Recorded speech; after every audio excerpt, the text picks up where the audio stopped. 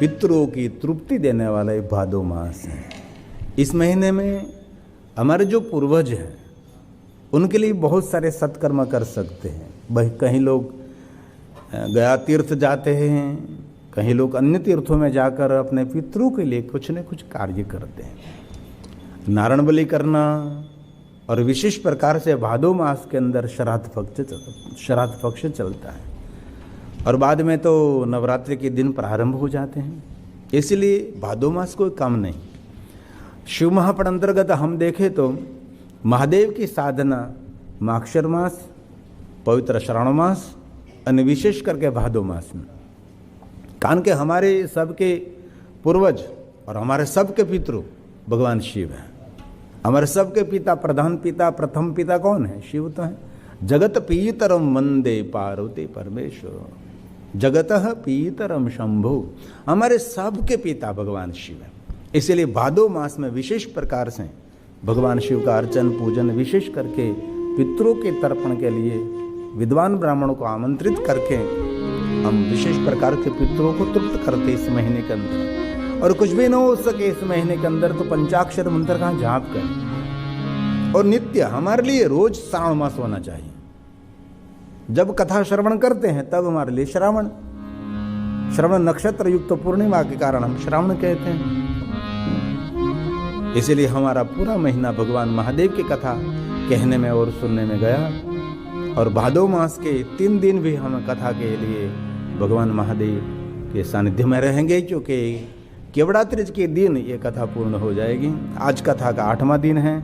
आज मुझे बहुत सारे ज्योतिर्लिंगों की कथा पूर्ण करके, मुझे कल रामेश्वर और घोषमेश्वर महादेव की कथा पूर्ण करके मुझे शिव महापण ग्रंथ को संक्षेप में आपको कहना है। और अंतिम दिन मुझे केतकी तीज और केवड़ात्रिज की महिमा की थोड़ी सी ये कथा मुझे कहनी है। जितनी हो सके इतनी संक्षेप थोड़ी थोड़ी दृष्टि करके हम शिव महापण ग्रंथ का दर्शन कर लेंगे। और इस कथा में विशेष करके हम ज्योतिर्लिंगों का दर्शन करते हैं तो सह्याद्री पर्वत पर भगवान महादेव भीमाशंकर विराजते हैं। 4000 फुट की ऊंचाई पर ये भगवान महादेव भीमाशंकर, घनघोर जंगल है। जंगलों के बीच में पहले तो कोई वहां जाता भी नहीं था और बहुत डर लगता था। वहां भीमरथी नदी भी है।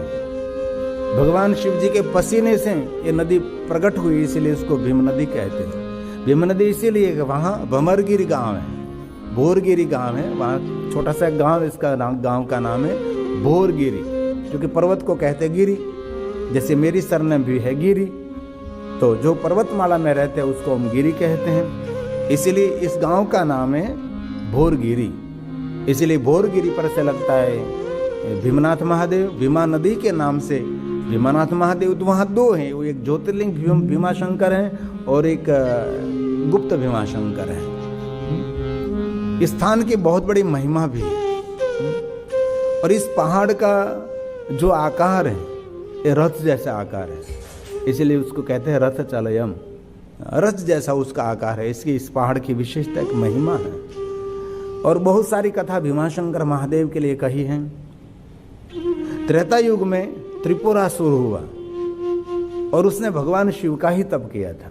सभी असुर महादेव का तप करते थे और महादेव का तप करके उनके पास से शक्ति लेते थे और फिर देवताओं का ही नुकसान करते थे। कई लोग ऐसे होते हैं आपके साथ में रहकर आपका नुकसान कर सकते हैं। देवताओं, ये जो देवताओं के पास से शक्ति अर्जित करता था त्रिपुरासुर, महादेव की साधना की, महादेव की उपासना की, महादेव के पास से उसने मांग लिया 3 लोक का राज्य। स्वर्ग लोक भी ले लिया, मृत्यु लोक भी ले लिया और पाताल लोक भी ले लिया। 3 लोक के वो राजा बन गए और इतना बड़ा पद मिला त्रिपुरासुर को। लेकिन उसने जोड़ने की प्रवृत्ति नहीं की, उसमें तोड़ने की प्रवृत्ति, क्योंकि असुरों का स्वभाव है तोड़ना, दूसरों का अहित करना, दूसरों को नुकसान करना, दूसरों को दुख पहुंचाना। देवताओं को दुख देने लगा वो, निरंतर देवताओं को पीड़ित करने लगा, देवताओं को दंडित करने लगे। असुरों का ये स्वभाव। अभी भी असुर नहीं है ऐसा नहीं, अभी उससे भी भयानक असुर है। पहले तो असुर को पहचान लेते हैं कि बड़े बड़े दांत, बड़े बड़े सिंह, अब तो जींस पैंट में सूट बूट में मिलेगा आपको। कैसे पहचान? असुर एक मानसिक वृत्ति है। ऐसे बहुत सारे असुरों की कथा हमारे पुराणों में है। और सभी देवता मिलकर भगवान महादेव के पास गए और कहा, महादेव जी आपने उसको सामर्थ्य दिया है और ये हमारा सबका नुकसान कर रहा है और सभी देवताओं को दंडित करके पीड़ित कर रहा है। और सभी देवताओं के साथ भगवान शिव ने इस त्रिपुरासुर के साथ युद्ध किया। बहुत समय तक युद्ध चलता रहा, बहुत समय तक युद्ध चलता रहा। और कार्तिक मास पूर्णिमा के दिन त्रिपुरासुर का अंत हुआ, जिनको हम देव दिवाली कहते हैं। एक हमारी दीपावली, बाद में 15 दिन के बाद जो आती है उसको हम देव दिवाली कहते हैं। ये देवताओं की दिवाली हम मनाते हैं, जो कार्तिक की पूर्णिमा उसके दिन ये त्रिपुरासुर का अंत हुआ। त्रिपुरासुर के साथ युद्ध करके भगवान शिव जी कैलाश की ओर जा रहे थे, तो बीच में एक सह्याद्री पहाड़ आया। सुंदर रमणीय फल फूल से युक्त शांति प्रिय स्थान, सुंदर स्थान। तो भगवान शिव जी ने वहाँ विश्राम किया। इस पहाड़ पर विश्राम तो किया, लेकिन युद्ध से इतने थक गए थे, विश्राम करते करते शरीर में से इतना पसीना निकला, इतना पसीना निकला, 1 सहस्त्र धारा निकले, 1000 धारा, और वहां से नदी बहने लगी। कभी आपको वैसा प्रश्न होगा, कैसा हो सकता है विश्राम करे और अंग में से इतनी सहस्त्र धारा प्रकट हो सकती है? आप सभी को अनुभव। अभी आप कभी गहरी निंद्रा में सो गए तो आपका पूरा कपड़ा भी भीग जाता है, आपका बिस्तर भी भीग जाता है, इतना पसीना हो जाता है। बाद में आप जागते हैं, कह रहे क्या हो गया, सब कुछ इतना। ये सब कब होता है? जब गहरी निंद्रा में आप चले जाते हैं, तब अंग में से इतना पसीना निकलता है और रात को कपड़ा बदलना पड़ता है, इतना पूरा भीग जाते हैं, सब कुछ पूरा बिस्तर सब इतना। और ऐसा कभी आपके जीवन में हो तो आपको आरोग्य मिल रहा है। ये सबसे बड़ा काम है आरोग्य के लिए। शरीर में पसीना छूटना चाहिए। कोई भी तरीके से काम करो, प्राणायाम करो, व्यायाम करो, कुछ भी करो, लेकिन शरीर में से 24 घंटे में से एक बार शरीर में से पसीना निकलना चाहिए। जिनके अंग में से पसीना नहीं निकलता, उसको बहुत सारे रोग के द्वार खुल जाते हैं। इसलिए कभी आप थेरापी करने के लिए जाते हैं तो विशेष प्रकार से आपके शरीर में से पसीना निकालने के लिए बहुत सारी क्रिया करते हैं। कभी आपको बहुत बुखार आए तो आपने बुखार की टैबलेट ली, तो बुखार उतरने से पहले बहुत पसीना शरीर में से पसीना निकल गया तो बुखार उतर गया। इसलिए शरीर में बहुत सारा मैल रहता है, उसको दूर करना पड़ता है। ये आयुर्वेदिक एक पद्धति भी है। मुझे तो कहीं पसीना बहने के लिए जाना नहीं पड़ता, यहाँ बैठता हूँ तब पसीना निकल जाता है। क्योंकि यहाँ इतनी गर्मी होती है, इसमें लाइट बलती है मेरे सामने, आँख भी मेरी नहीं खुलती तो भी मैं खुलता हूँ। निरंतर लाइट जलती है आँख के सामने। यहाँ तो कम है, लेकिन यहाँ अव्यवस्था थोड़ी रहती है। वहाँ भारत में क्या होता है, उससे भी ज़्यादा लाइट होती है, लेकिन ऊपर होती है, इसलिए मेरी आँख में नहीं पड़ती। और यहाँ तो सीधी आँख में पड़ती है। और डॉक्टर ने मुझे मना भी किया है कि कोई भी एलोजर के सामने नहीं खड़ा रहना है। मैं तो खड़ा नहीं रहूँगा, बैठा रहूँगा। इसे खड़ा रहने के लिए उसने मना किया, बैठने को कोई मना नहीं किया। इसीलिए मैं लाइट के सामने बैठा रहता हूँ। इसलिए बहुत यहाँ सीधी आँख में आती है। तो भगवान महादेव के जीवन में एक घटना हुई, तो सहस्त्र धारा प्रकट हुई, तो पूरा इसमें से एक सुंदर नदी बहने लगी। और भगवान शिव जी वहाँ विश्राम कर रहे थे। और ये त्रिपुरासुर की पत्नी थी डाकिनी और शाकिनी। असहाय होगी, त्रिपुरासुर का वध कर दिया देवताओं ने, शिव जी ने मिलकर। तो अब कहाँ जाएगी, क्या करेगी? इसलिए भगवान शिव को ढूंढते ढूंढते वहाँ सह्याद्री पर्वत पर आए और भगवान शिव जी के शरणों में समर्पित हो गई डाकिनी शाकिनी। अब हमारी रक्षा कौन करेंगे? त्रिपुरासुर का तो आपने वध कर दिया, महादेव जी आप हमारा मंगल करो, आप हमारा कल्याण करो। तब भगवान महादेव ने कहा, इस सह्याद्री पर्वत पर जो गहन वन है, इस वन के अंदर आप नित्य निवास करो। ये जो जंगल है, वन है, उनकी आप महारानी रहोगे और इस वन की रक्षा करो। डाकिनी शाकिनी ने कहा, महादेव जी हम इस वन में निवास करेंगे, इस डाकिनी वन की हम रक्षा करेंगे, इस वन में हमारा निवास रहेगा, लेकिन हमारा सर्व मंगल करने के लिए, आपके भक्तों का हित कल्याण करने के लिए भगवान महादेव जी आप यहाँ सबके मंगल और कल्याण के लिए स्वयंभू ज्योति स्वरूप में भगवान महादेव जी आपका प्रागट्य होना चाहिए। इसलिए डाकिनी शाकिनी प्रार्थना से भगवान स्वयं महादेव जी जंगल में प्रकट रहे, वन में प्रकट रहे। और महादेव ने कहा है इस वन का नाम आपसे परिचित रहेगा, इसीलिए वन को कहते हैं हम डाकिनी वन। और मान्यता भी है कि रात्रि में और डाकिनी शाकिनी दोनों इस भीमाशंकर महादेव की पूजा करने के लिए अभी भी आती हैं। और मैंने भी अभी मैं कथा करने के लिए गया था गए साल, तो मैंने भी वहाँ फॉरेस्ट के जो ऑफिसर थे उन सबको मैंने पूछा था। वहाँ कथा लेना परमिशन बहुत मुश्किल थी, क्योंकि यहाँ फॉरेस्ट के अंडर में है, वहाँ किसी को कथा करने के लिए नहीं मिलती। और वहाँ मेरे बहुत सारे भक्त दीप प्रज्वलित करने लगे थे, तो वहाँ जंगल के लिए मनाही थी, कहीं दीप प्रज्वलित नहीं कर सकते। लेकिन हमने बहुत उसको समझाया और कहा कि यहाँ ही दीप रखो। कहीं कोई बहुत सारे लोग रास्ते में दीप छोड़कर चले जाते थे, कहीं लोग रास्ते में दीप जलाते थे, तो ऐसा बहुत सारा होता था। तो जंगल का एक भय रहता है।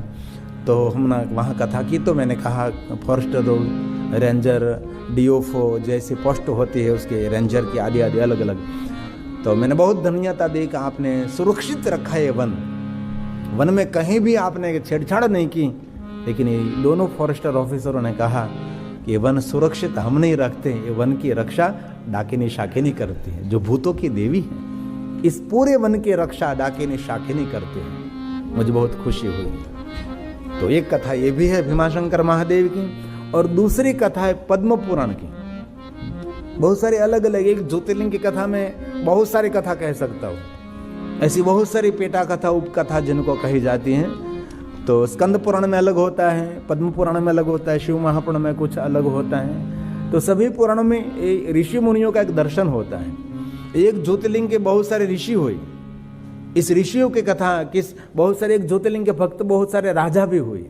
इस राजाओं ने ज्योतिर्लिंग का कैसे सेवन किया, यहाँ तो हमारी प्रथा परंपरा और प्रचलित नहीं है, लेकिन दक्षिण भारत में जहाँ ज्योतिर्लिंग, जहाँ लिंग स्थान है, वहाँ जितने राजाओं ने इस ज्योतिर्लिंग की उपासना की, जो अष्टलिंग हैं और जो पंचलिंग हैं, अग्निलिंग है, वायुलिंग, जललिंग, आकाशलिंग, अलग अलग जो लिंग स्वरूप हैं, जिन राजाओं ने इस शिवलिंग की आराधना की है, इस सभी राजाओं की प्रतिमा इस मंदिर में रखी जाती है। इस सभी राजाओं की प्रतिमा, सभी राजाओं की प्रतिमा अभी भी है। सभी राजाओं की पूजा भी होती है, सभी राजाओं का वस्त्र अर्पण होता है, ऐसी बहुत सारी प्रतिमा।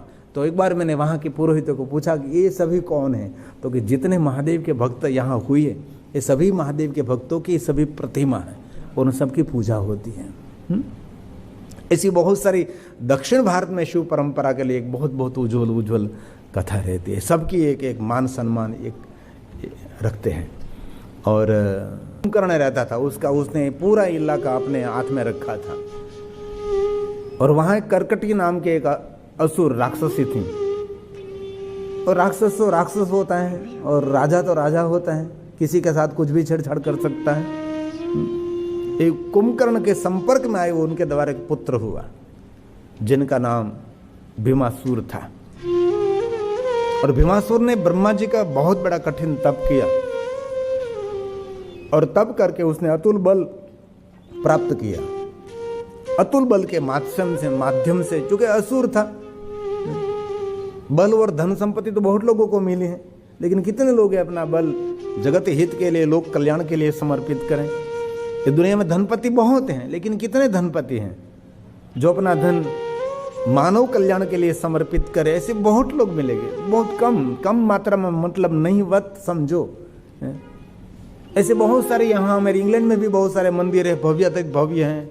किस मंदिर में निरंतर सत्संग हो रहा है? किस मंदिर में निरंतर कथा हो रही है? कोई मंदिर में नहीं। एक हमारा विश्व हिंदू मंदिर जो है, हमारे बापूजी जो चलाते हैं पूरा ट्रस्टी मंडल, इस मंदिर में निरंतर सत्संग चलता रहता है, निरंतर कार्य रहता है। कोई नहीं कोई यहाँ निरंतर सत्संग और कथा रहती, क्योंकि उससे ऊर्जा बढ़ती है, स्थान का बल बढ़ता है। और शिव महापुराण ग्रंथ में कहा, जहां महादेव की कथा कही जाती है, अश्वमेघ सहस्त्राण, वहां को एक साथ में 1000 अश्वमेध यज्ञ करें, और 1000 अश्वमेध यज्ञों का जो पुण्य जहां प्रकट होता है, ये पुण्य महादेव की कथा से रहता है। और ये स्थान पर तो निरंतर भगवान की कथा रहती है। इसलिए यहाँ प्रवेश करने मात्र से अंदर से इतनी शांति मिलती। क्यों मिलती? ये कथा स्थान है। कथास्थम महास्थानम परम धाम परम पदम। भगवान स्वयं शिव ने कहा कि जहां मेरी कथा है, ये कोई सामान्य स्थान नहीं, स्थानम महास्थानम परम धाम देने वाला ये स्थान है। तो ये